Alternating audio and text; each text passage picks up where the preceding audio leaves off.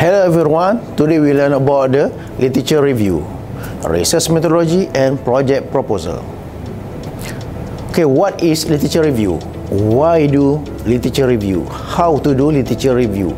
Literature search efficiently using Google Scholar, organizing literature, how to review paper and how to write a paper. Literature review, the key point, it is not descriptive list. It is not book by book and article by article summary. It is not a survey of every single thing that ever been written about your topic. It must be defined by a guiding concept.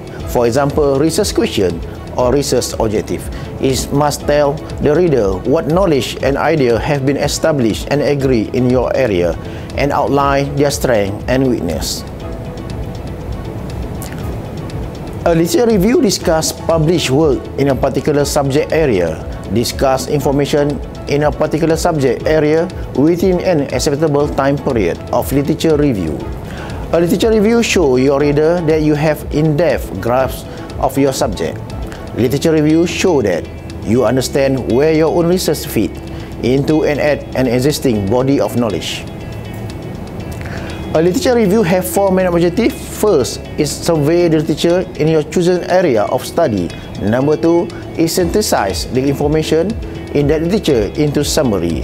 Number three, it critically analyze the information gathered by identifying gaps in current knowledge, by showing limitation of theories and point of view, and by formulating area for further research and reviewing area of controversy.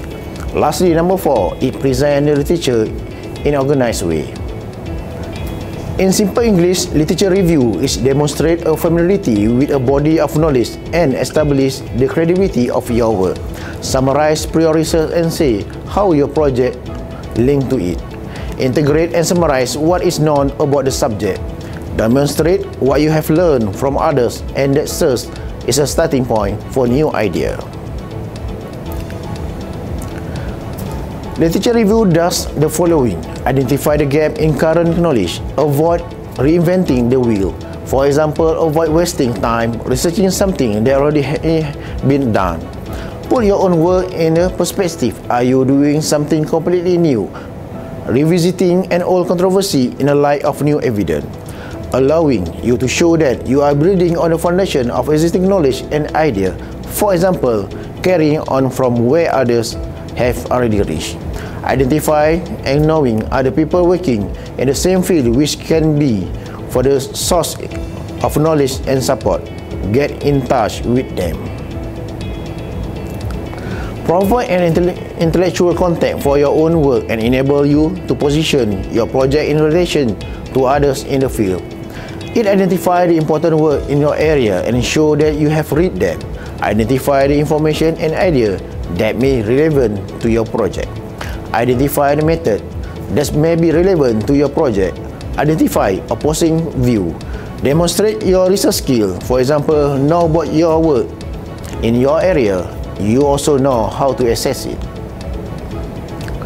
Literature review require you to do the literature search. There are tips. First, you need to define your term. Firstly, define your research area or research title or research question. Understand it and determine the key concept. Compile a list of keywords.